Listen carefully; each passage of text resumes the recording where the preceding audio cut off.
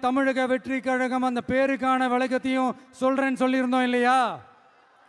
அதை நானே சொல்றதுக்கு பதிலாக அதை ஒரு ஏவியா ஒரு வீடியோவா பண்ணி வச்சிருக்கோம் என்னோட வாய்ஸ் ஓவர்ல. அது நீங்க பார்த்துட்டு போங்க. அது நீங்க பார்த்தீங்கன்னா உங்களுக்கு இன்னும் இன்ட்ரெஸ்டிங்கா இருக்கும். இதுக்கு மேல உங்களை நான் டிஸ்டர்ப் பண்ண விரும்பல. நன்றி, வணக்கம்.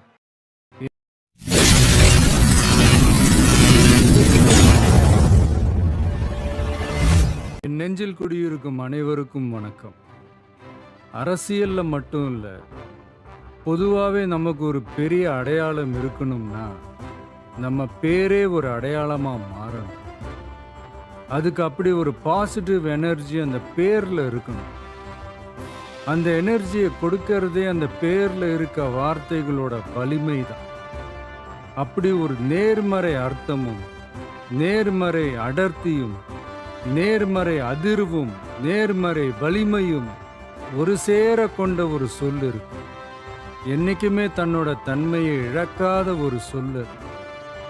இந்த வார்த்தை சொல்லும் போதே உச்சரிக்கிறவங்கள மட்டும் இல்லை, ஒட்டுமொத்த ஒரு பெரும் கூட்டத்தையே உணர்ச்சியோட உச்சத்துல வைக்கிற சொல்லது, உற்சாகப்படுத்துற சொல்லது.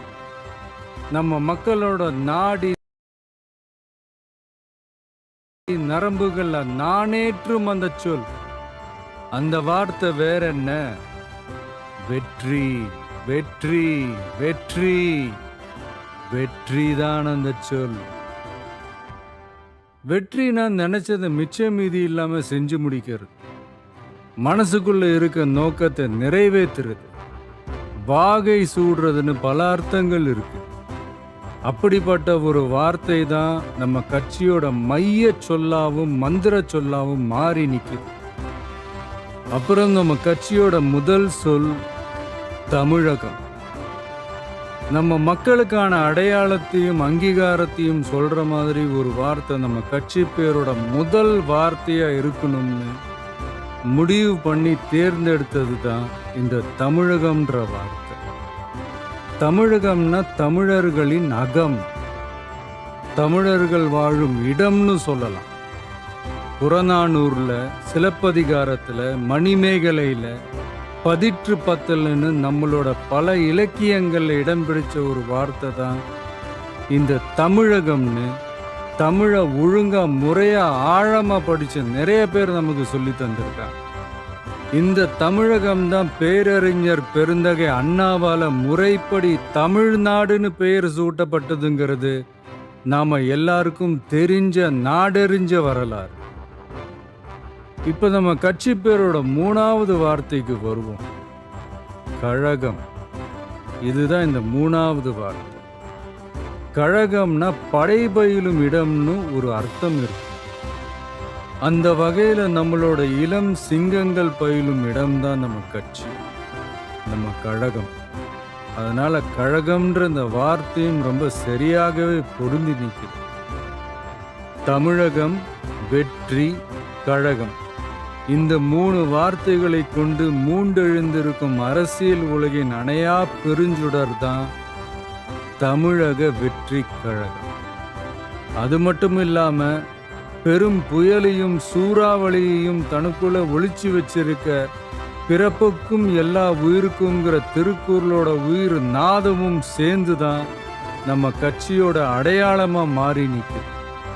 இனி வரப்போற நாட்கள் ஒட்டுமொத்த மக்களோட ஆதரவாலையும் ஆசீர்வாதத்தாலையும் தமிழ்நாட்டின் வெற்றிக்கும் தமிழ்நாட்டில் இருக்க மக்களோட வெற்றிக்கும் அஸ்திவாரம் போட்டு தமிழ்நாட்டோட உலக தமிழர்களோட ஒரு மிகப்பெரிய அடையாளமா மாறி காலகாலத்துக்கும் களத்துல வெற்றிகரமா நிற்க போறது தான் நம்ம தமிழக வெற்றி கழகம். வாழ்க தமிழக வெற்றி கழகம், வளர்க தமிழகம். அரசியல் போருக்கு சமமானதுன்னு சொல்லுவாங்க. போரா இருந்தாலும் அரசியலா இருந்தாலும் அங்கு ஒரு வெற்றி கொடி பறந்தே ஆகணுங்கிறது ரொம்ப முக்கியம்.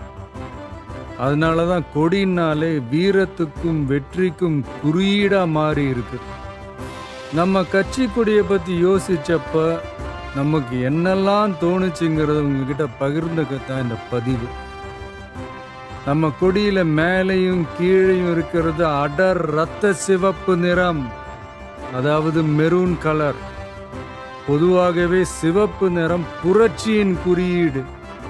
அந்த கேட்டகரியில வர மெரூன் கலர் எல்லாரோட கவனத்தையும் பளிச்சுன்னு ஈஸியா ஈர்க்கிற ஒரு நிறம். கட்டுப்பாட்டை குறிக்கிற கலர், பொறுப்புணர்வை சொல்ற கலர், சிந்தனை திறனை சொல்ற கலர், செயல் தீவிரத்தை சொல்ற கலர். அப்புறம் நம்ம கொடியோட நடுவுல இருக்கிறது மஞ்சள் நிறம். அது மகிழ்ச்சி, நம்பிக்கை, லட்சியம், மனத்தெளிவு, உற்சாகம், ஆற்றல், நினைவாற்றலை தூண்டுறதுன்னு இலக்கை நோக்கி உறுதியுடன் ஓட வைக்கிற ஒரு நிறம். இதையெல்லாம் மனசுல வச்சுக்கிட்டு தான் நம்ம கொடியில் இந்த கலர்லாம் வர்ற மாதிரி அமைச்சிருக்கோம்.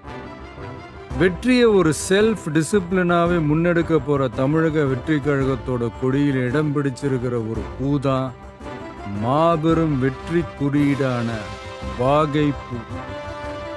போருக்கு போயிட்டு வெற்றியோட திரும்புறப்போ மன்னனும் அவனோட படையும் வாகை பூ சூடி வந்தாங்கன்ற வர்ணனையை நாம செய்யுள்கள்ல படிச்சிருக்கோம்.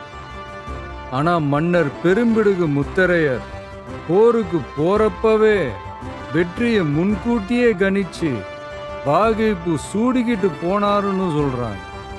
வாகைனாலே வெற்றின்னு ஒரு அர்த்தம் இருக்கான். அப்படியான வெற்றியில அரச வாகைனா அரசனோட வெற்றின்னு அர்த்தம். ஆனா இங்க நம்ம தமிழக வெற்றி கழக கொடியில இருக்கிற வாகை பூ மக்கள் வாகைக்கானது, அதாவது நம்ம மக்களோட வெற்றிக்கானது. இன்னும் சரியா சொன்னா இந்த மண்ணோட வெற்றியை சொல்றது.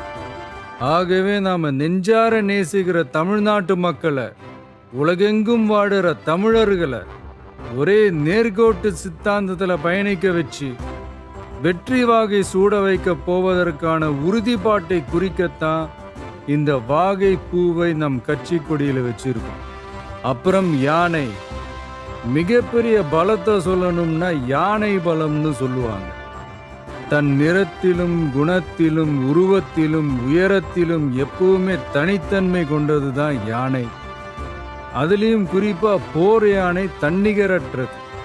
போர் தந்திரம் பழகிய யானைங்க எதிரிகளோட தடைகளையும் படைகளையும் சுத்தி வளைச்சு துவம்சம் செய்யறதுல கில்லாடிங்க.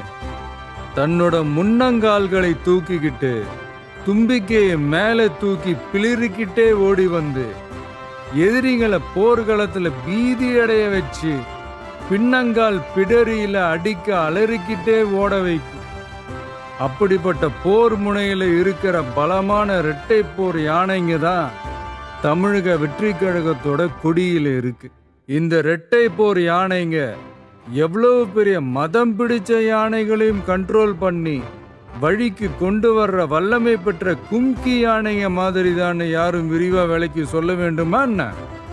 இந்த இரட்டை போர் யானைங்க எதை குறிக்குது, இது எதோட குறியீடு, இதோட கோடிங், டீகோடிங், மீனிங் எல்லாமே புரிய வேண்டியவங்களுக்கு ரொம்ப கரெக்டா தெளிவா புரியும்.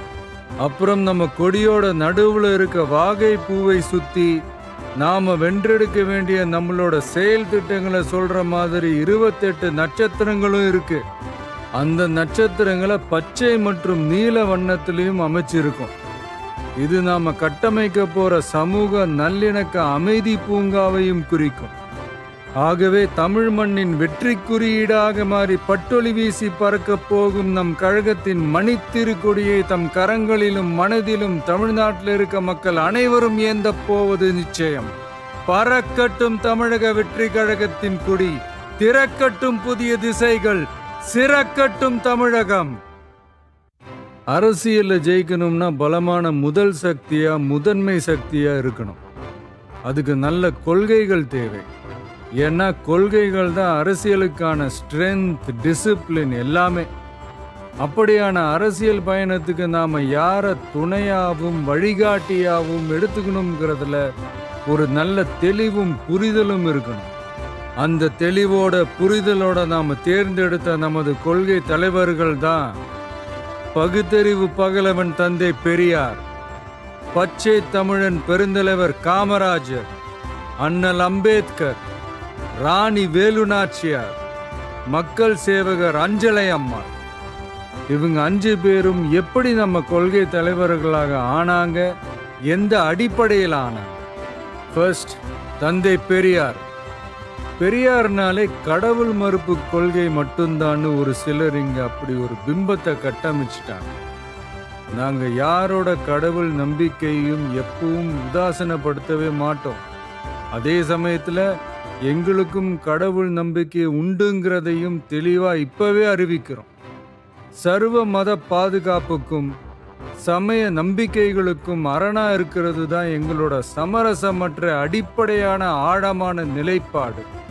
பெண் விடுதலை, பெண் கல்வி, பெண்கள் முன்னேற்றம், சமுதாய சீர்திருத்தம், சமூக நீதி போன்ற கொள்கைகளை முன்னெடுத்து சென்ற காரணத்துக்காகவே தந்தை பெரியார் எங்களோட அரசியல் வழிகாட்டி மற்றும் கொள்கை தலைவராக ஏற்க முடிவு செஞ்சார். எங்களோட அடுத்த கொள்கை தலைவர் பெருந்தலைவர் காமராஜர்.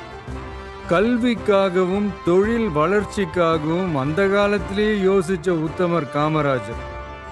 மதச்சார்பின்மையை இந்த மண்ணில் ஆழமா விதைச்சதுல அவருக்கும் பெரிய பங்கு உண்டு.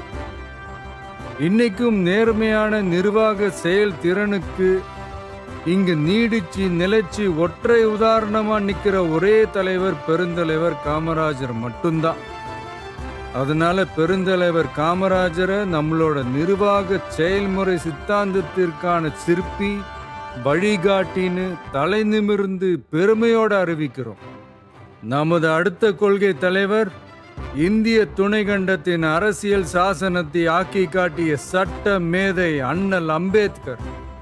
சமூக நீதி, சமநீதி, சமவாய்ப்பு, வகுப்புவாரி பிரதிநிதித்துவம், இது எல்லாத்தையும் தன்னோட மூளையிலையும் செயல்லையும் சுமந்து நின்ன அவரை எங்களோட கொள்கை மற்றும் வழிகாட்டி தலைவராய் ஏற்பதை இன்முகத்தோடும் இருமாப்போடும் அறிவிக்கிறோம்.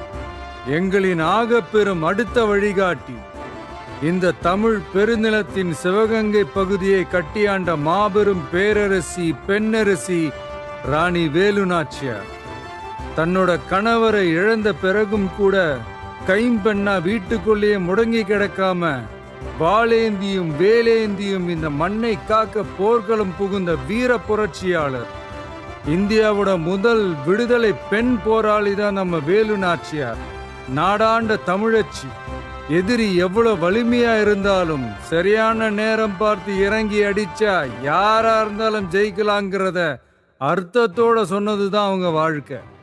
எல்லா சமூகங்களோடவும் இணக்கமா இருந்தது மட்டுமில்லாம அந்த காலத்திலேயே இஸ்லாமிய சகோதரர்களோடவும் நல்லிணக்கத்தோட இருந்தவங்க தான் நம்ம வேலு நாச்சியார். முன்னேற துடிக்கிற சமூகத்துல பிறந்து இந்த மண்ணில் இருக்கிற ஒட்டுமொத்த சமுதாய முன்னேற்றத்திற்கும் சித்தமா இருந்து உழைச்ச உன்னதமான போராளியான கடலூர் மாவட்டத்தை சேர்ந்த அஞ்சலை அம்மாளை தான் நம்முடைய இன்னொரு வழிகாட்டியா நாம தேர்ந்தெடுத்திருக்கிறோம். நிறை மாத கர்ப்பிணியா இருந்தப்பவே கொஞ்சம் கூட யோசிக்காமலும் பயமில்லாமலும் போராட்டத்துல கலந்துகிட்டு கைதானவங்க, பரோல்ல வெளிவந்து குழந்தை பெற்றுக்கிட்டு அதுக்கு அப்புறமும் கை குழந்தையோட கெத்தா சிரிச்சுக்கிட்டே மீண்டும் சிறைக்கு போன ஒரு சூப்பர் லேடி தான், லேடி சூப்பர் ஸ்டார் தான் நம்ம அஞ்சலை அம்மாள். சட்டமன்ற உறுப்பினராகவும் இருந்தவங்க. மகாத்மா காந்தி, மகாகவி பாரதி, பெரியார்னு எல்லா பெரியவங்களாலையும் பாராட்டப்பட்ட நம்ம தமிழகத்தோட களங்கமற்ற குலவிளக்கு தான் அஞ்சலை அம்மாள். இதுவரைக்கும் பெண்களை கொள்கை தலைவர்களா வழிகாட்டியா எந்த அரசியல் இயக்கமும் அறிவிச்சதில்லை. முதல் முறையா அதுல முத்திரை பதிக்கிறது நம்மளோட தமிழக வெற்றி கழகம் தான்றத பெருமையோடவும் கர்வத்தோடவும் சொல்றோம். சிறப்பு மிக்க இந்த 5 தலைவர்களையும் கொள்கை தலைவர்கள் மற்றும் வழிகாட்டிகளாக ஏற்று களமிறங்கும் தமிழக வெற்றி கழகம் தமிழக அரசியலின் வெற்றி உலகமாகவும் மாறுவதையே தன் சித்தமாகவும் சித்தாந்தமாகவும் கொண்டு களமாட உறுதியேற்கிறது. எப்போதும் கொள்கை வழியில் சமரசம் இல்லாமல் நின்று தமிழ்நாட்டின் வெற்றிக்காக புதியதோர் விதியொன்றை புதுமையாய் நாம் செய்வோம். வெற்றி நிச்சயம்.